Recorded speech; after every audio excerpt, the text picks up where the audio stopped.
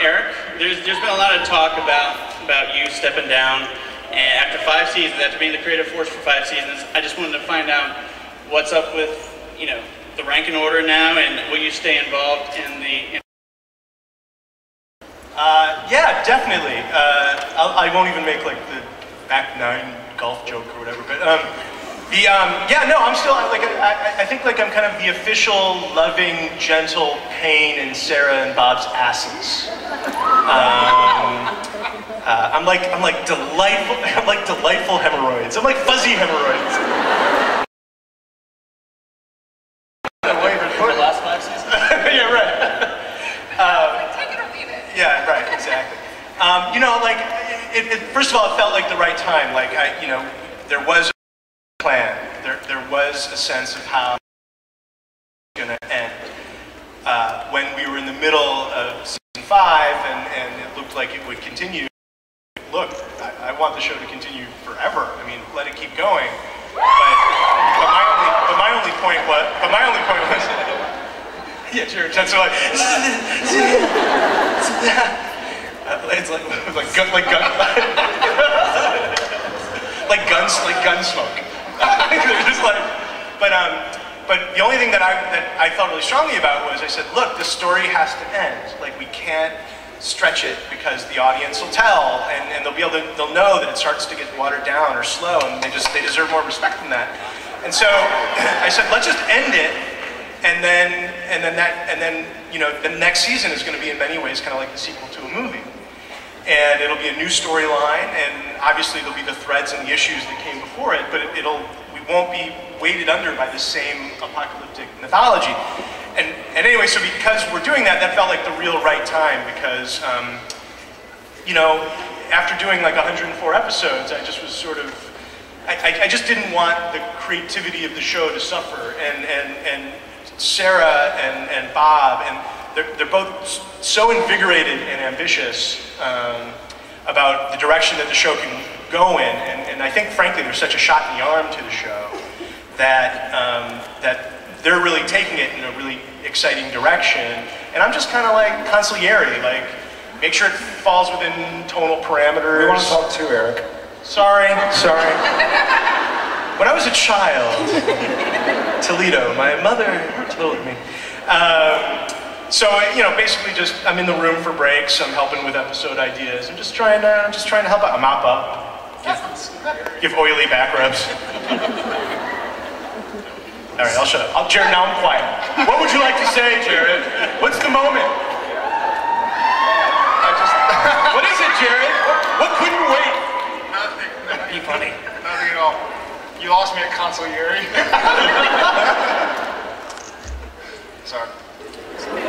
Sarah, congrats on your new duties. Thank you. How excited are you for the season? And I keep hearing things about, you know, monsters appearing this season. I mean, are we talking Frankenstein, Mogwai, perhaps? There could be Mogwai. There are more monsters this season than there have been lately.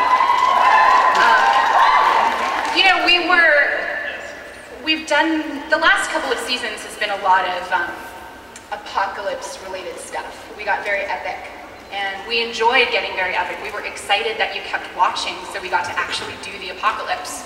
And then we were like, we really want to shoot some monsters in the face. So, we shot a lot, we're shooting a lot of monsters in the face, and for the first time, our mythology also loops monsters in. So they're integral to the story we're telling this season. So you're getting Monsters of the Week, and you're getting a little mythology. Now, Jensen, I think you'd be a good fit for a Survivor tribute band, but you may be too busy directing for that. How was doing your first episode?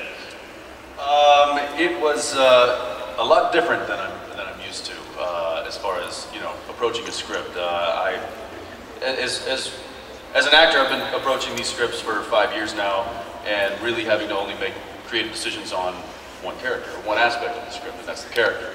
So, as you know, when you're directing, you have to really kind of make creative decisions on every word of every page, and so to look at it in a completely different light was it was refreshing. It was kind of new and exciting, and I would never do it again.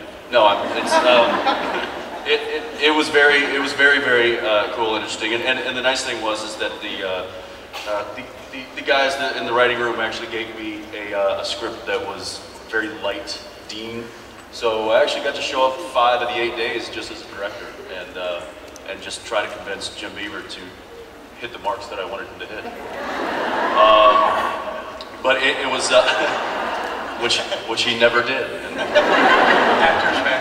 Actors, yeah. Who knew? It was very cool. Very cool. I was excited for the experience, and I'm anxious to see how it turns out. Now, Jared, I know a lot of people here have got to know, how does Sam get out of hell? I'd love to know too. Luckily, that's a question for Sarah and Eric. I have no idea. I have absolutely no idea. And that's my answer. Practice. Practice, yeah. It's not his first time, I guess. I mean, I kept on kind of saying, like, that, you know, it'd be fun for Sam and Dean to die. Like, it'd be a fun way to end the show, like Butch Cassidy and Sundance. And I was like, wait a second, Sam and Dean have died. I've died a few times. We've been to hell, we've been to heaven, so must be practice at this point in time. I think we probably have some people watching out for us.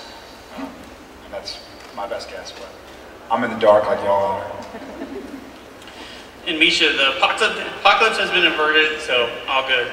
What is Castiel's role now, and as the focus shifts?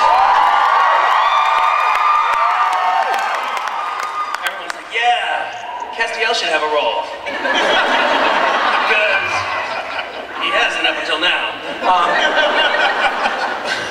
Great idea.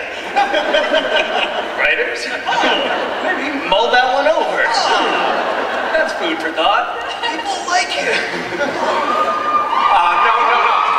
They would just like him to have a purpose.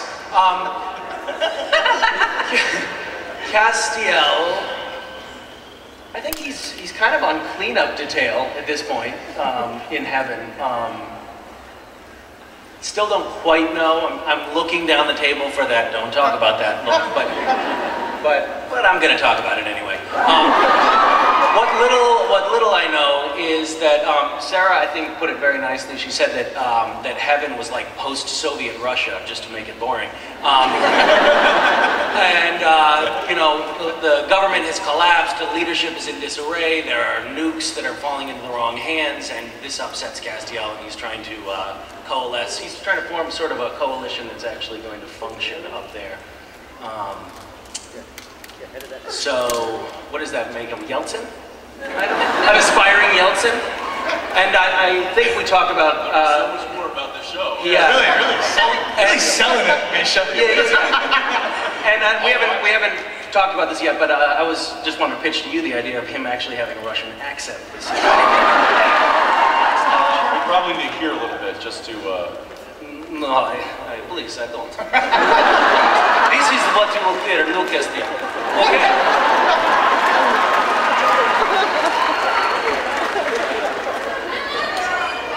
Oh, who are you? Now, Jim, which is going to happen first? Is Bobby going to find a girlfriend, or is he going to get his soul back from Crowley? The way this show works, hell will probably freeze over before Bobby gets a girlfriend. This is supernatural. That's very possible. Yes. Yeah. It's all freezing over is impossible. Yeah. Well, as you saw from the teaser, who directed that? It was. Bobby and Crowley are going to have their confrontation, and whether I can pretty much assure you that the kissing days between Bobby and Crowley are over. Yeah, I was going to say, how can you assure that? I can assure that because you need me to film them.